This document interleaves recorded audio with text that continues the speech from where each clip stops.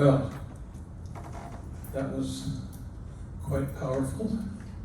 We have a beautiful town here, in more ways than one. So, Dawn, first of all, what is your reaction to this movie? You've seen it before, of course, but do you feel it was a reasonably fair depiction of events that summer?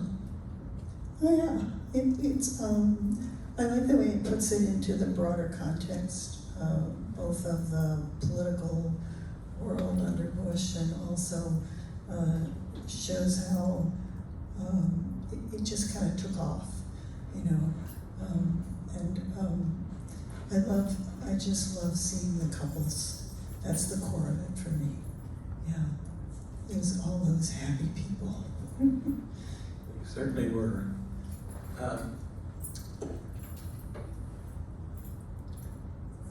The whole court, first of all, it was not, in my view, emphasized enough that you and Kay Greenleaf were the first ministers to be charged.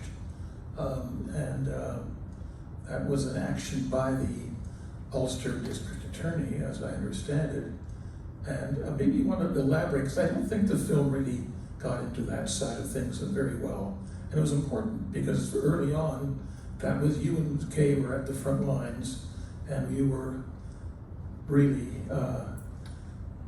being charged with a crime that would keep you in jail for up to 1 year and financial penalties. And this is not just the love and joy of marrying people. This was a criminal charge against you. Yeah, it was. Well, let me say a word about the lawyer. The first weddings that we did in Blueberry Park, I was standing around in the crowd. Kay and I did a tag team. She did one, and then I did one, and then she did one, and then I did one, so we could rest between the couples. And I was standing in the crowd, and this fellow came up to me and introduced himself and gave me his card. His name is Robert Gottlieb. He's a Long Island criminal lawyer with notorious clients.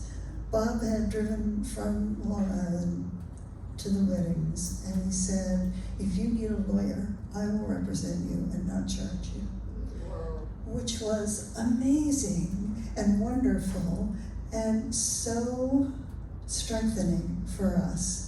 Because we knew, at that point we knew, you know, if they came after us and wanted to take us to court, we had a lawyer. So they did indeed come after us. We were, the next week, so February is Jason, March, whatever it was, is the first ones, and then the second week, which was March 13th, we were at the bed and breakfast. And before the weddings were done that day, we got a visit from the district attorney, police chief, a whole bunch of cops came and gave us a letter. And the letter said, this is to inform you that you are breaking the law and you must not do these weddings. Stop doing these weddings. So we read the letters, and then we went and did the weddings. And then soon after that, they arrested us, and then we went to visit the district attorney with our lawyer, and we talked about that in the film. And the DA was trying to get out of it. He was in over his head. The whole thing had just sort of taken off, and you know, there were thousands of couples, and there were all these ministers coming in, and he just didn't. He was over it. It was out of control. So he wanted us to say that we weren't trying to legalize it, and we refused to do that. And then he had no choice; he had to charge us. So we were charged. We were arraigned. The day of the arraignment, there were 50 people outside the courthouse singing "We Shall Overcome." And eventually we were tried in July, and the judge found that we were not guilty on constitutional grounds 14th Amendment. So it's a beautiful ruling. It's about 12 pages long, and it just says, you know, the Constitution says everybody has the same rights. So you can't say that people can't get married. Some people can't get married. So that's the legal summary. Fantastic. You've gone through 5 of my questions here. It's much better this way. But the fact is, you had a phalanx of policemen. Maybe there was police women there too. The New York Times said there was 18 of them. Did they need all those uniformed policemen to arrest 2 Unitarian ministers of a mild-mannered nature? I mean, were you desperados? Were you criminals? We were not resisting, for sure. And in fact, yeah, I don't know about that police presence. I have a sense that they wanted to restore order. You know, they wanted to restore propriety somehow, and it took a lot of them. There were a good number of lots of images of people being married, but maybe describe your ceremony with Kay and her partner. That was the first one. First of all, I should say that Dawn and Kay put together overnight practically a very beautiful and very simple wedding statement. Would you read that?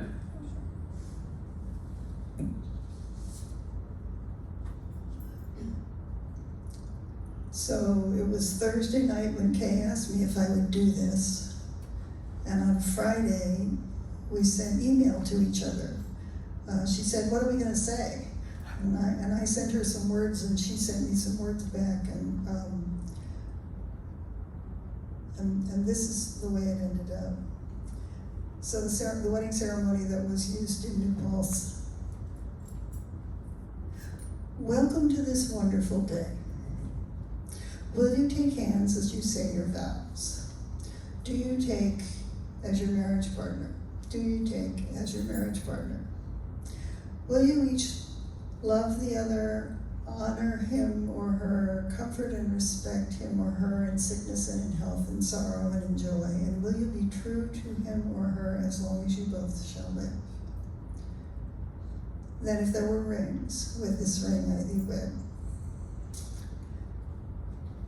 Out of this tangled world, your 2 souls have come together, drawn by mutual love and respect. By your free choice, you have made a marriage. As all here wish for you a full life, a life rich in meaning and sharing and caring and in joy, it is my joy to witness this marriage. For as much as you have committed yourselves to one another by the vows you have made and by the rings you have exchanged, therefore, in the name of love and justice,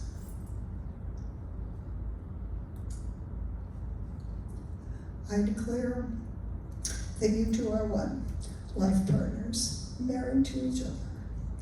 May no one tear asunder those whom love has joined together. Will you greet each other with a kiss?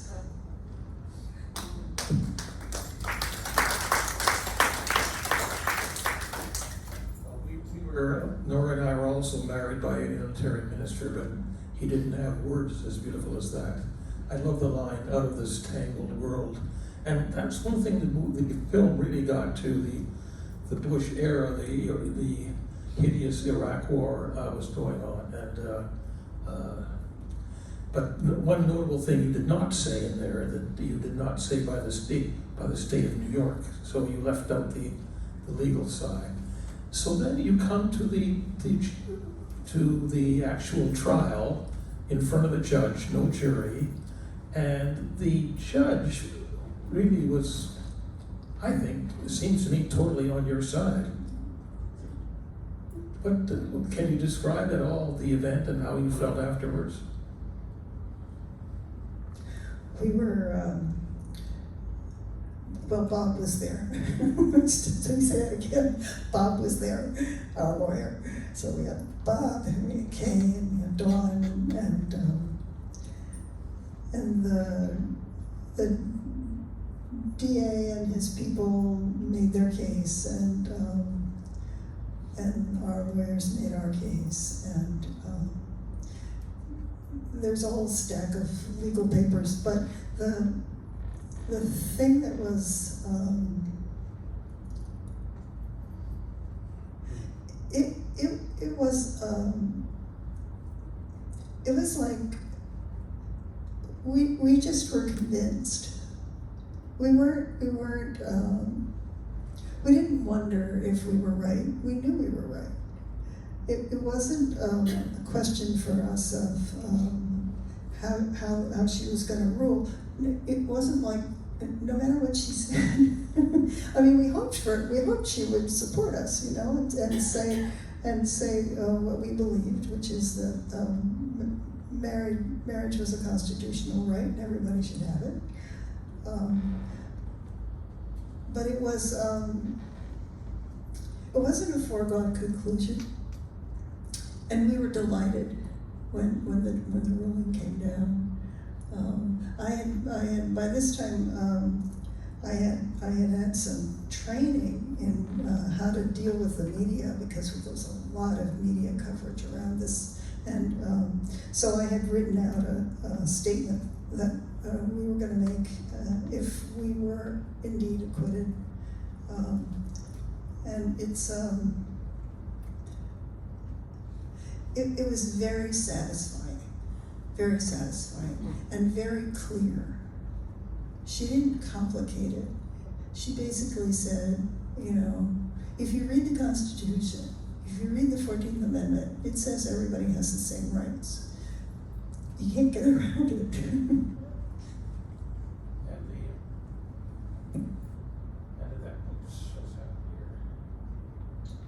At that point, the Ulster DA and his minions just sort of faded away and didn't bother you anymore. I mean, you just went ahead with the marriages, and then very quickly you had a phalanx of other ministers. First phalanx of Unitarian ministers, but then ministers of other faiths, as we saw in the movie, and it snowballed from there. It's just an amazing story. Could you comment on one thing that's mentioned in the movie, but not really emphasized enough, I don't think, is the fact that same-sex couples do not enjoy a large number of benefits that we married couples of different sexes, how do you put this, enjoy. And I think you quoted me something like 1,000?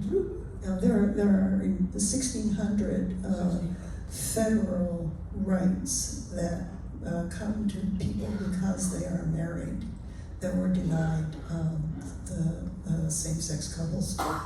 The stories that touched us the most had to do with things like not being able to visit your partner in the hospital. Okay, your partner has a heart attack and goes away in an ambulance, and you can't find out what happened, you can't get any information, you can't visit that person because you're not married to them.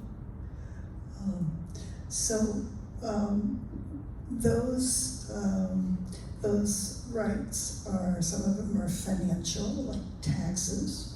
Some of them are have to do with property. A lot of them have to do with children. So you and your partner have been married for 20 years, and you have 3 children, and then your partner dies, and you have no right to those children, no parental rights at all. If you're not married, you have no rights.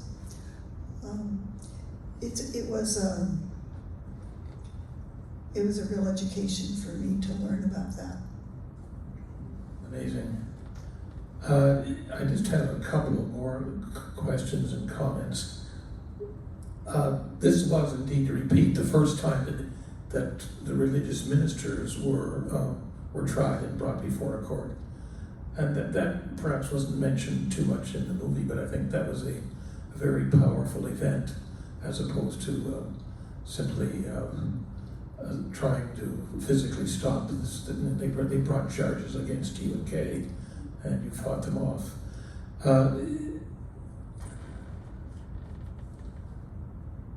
Can you say a little bit more about the impact going forward after the trial? I mean, there was something I saw figures like 2,000 marriages being done.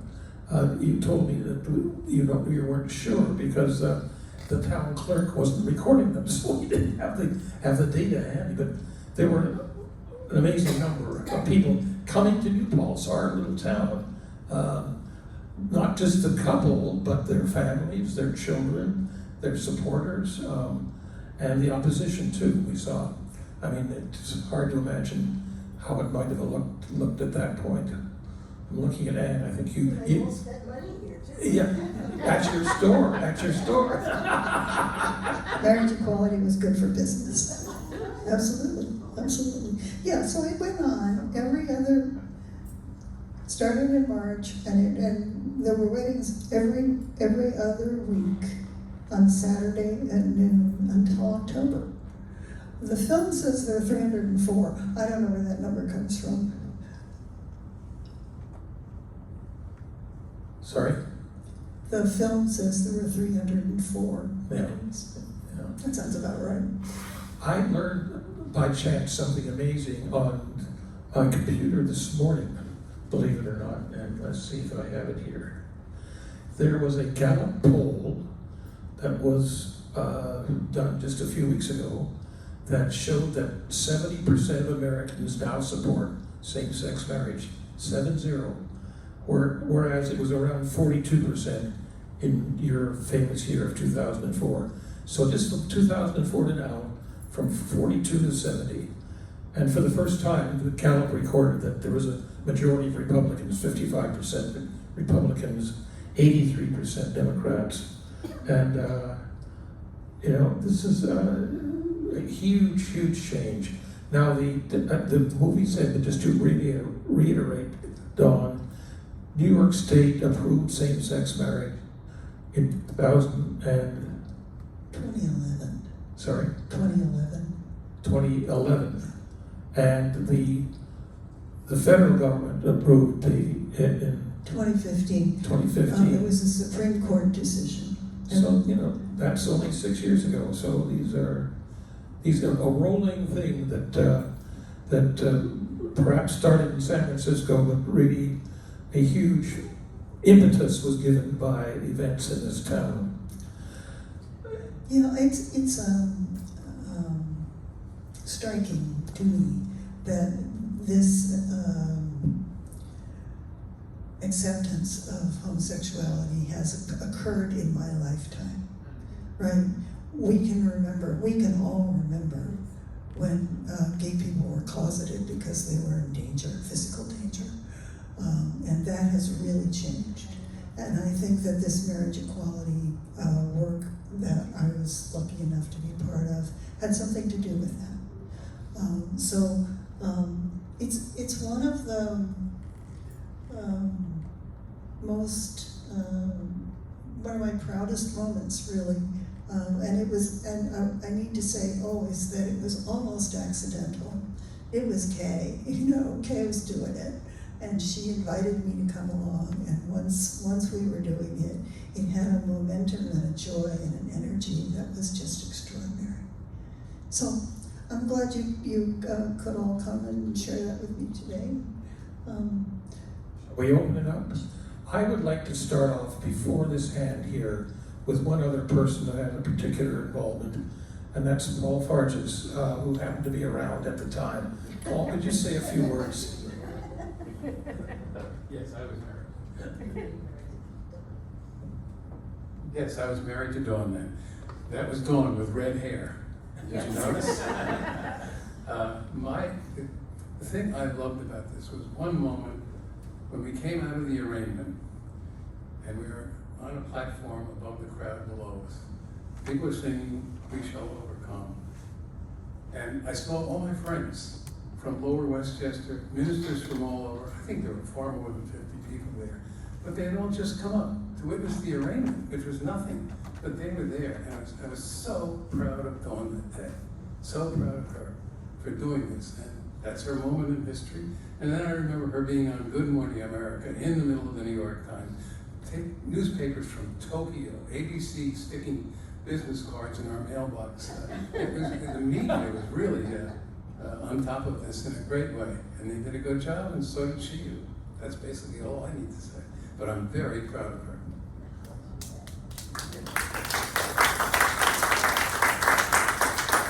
And in reflection, we're all very proud of her.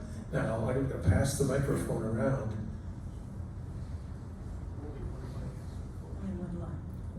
Dawn, what were the specific words of the charges? That's what I find very confusing, because, just the constitutional whatever. Okay. What was the wording? Okay, we had broken the law that says that you cannot officiate for a wedding for a couple who do not have a license. So they went to the town clerk and said, we want a marriage license. The town clerk said no. So they couldn't get a license. And we were, it's local law, really, New York law. We had violated the law that said that we couldn't marry them unless they had a license. It was one of those double jeopardy things. You couldn't get a license, but that was the law we broke. Can you pass the microphone around there? Yes. Larry, you're next, I guess. Oh. Not really a question, but a couple of quick comments. Yes, Kay asked you, but you could have said no. You didn't. You said yes. So, That's the joy of being a brilliant person who sees the opportunity. I told her that when she told me the story there was an accident. She was ready for that accident to happen. now, as for San Francisco being first, chronologically that may have been the case, but then, as perhaps still now, San Francisco is seen as an outlier, and many people just write off what happens in San Francisco. Those people aren't real. When New Paltz, little old tiny New Paltz in upstate New York gets on that particular, I won't even call it a bandwagon, because it wasn't a bandwagon until New Paltz came in. And then of course, we're only 75 miles from the media capital of the United States, if not the world. So that had something to do with it too, I think. And maybe there were so many cops around because they couldn't stand so many people having a good time. I think they were scared. I think the cops were scared of the whole thing. Next. I can pass it around. Up here.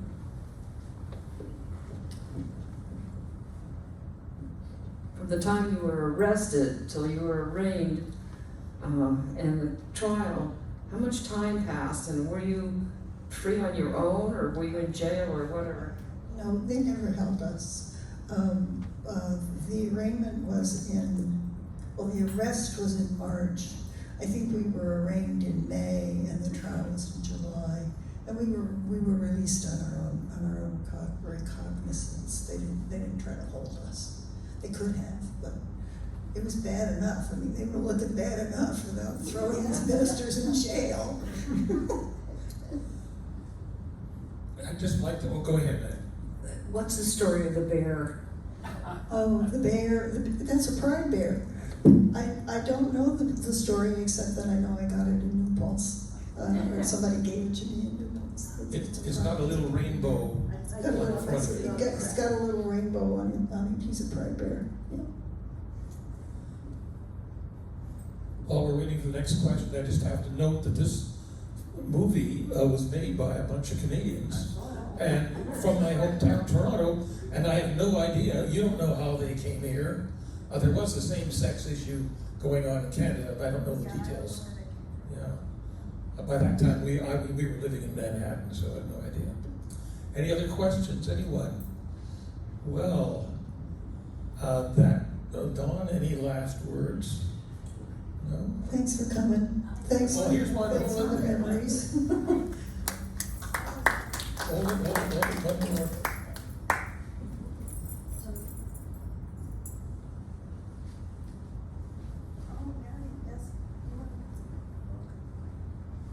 use the, oh, okay, easy. I was in government here in New Paltz. I don't know where, either the town board or the village planning board, I don't know where. But Jason and I were kind of really friendly enemies because we agreed on an awful lot, and sometimes we disagreed, but we always stayed friends through it. And he did say something to me. When we started out, it was really in front of Village Hall, and he said, "Marion, can you do anything with our then town clerk? Can you see if you could get her to move?" Well, I went over there and pleaded with her, but you know, it was the law. She really couldn't do anything, but she was feeling very bad about it. I have to say that about her. Marion Capolino did not want to get in the middle of that, but she had to follow the law. So kudos to Marion Capolino. Well, Thanks. perhaps we should draw to a close. Thank you all for coming, and thanks you, Dawn, for being who you are, what you have done. And it'll be on, by the way, on 1340, I hope, in the next little while. Okay. Thank you.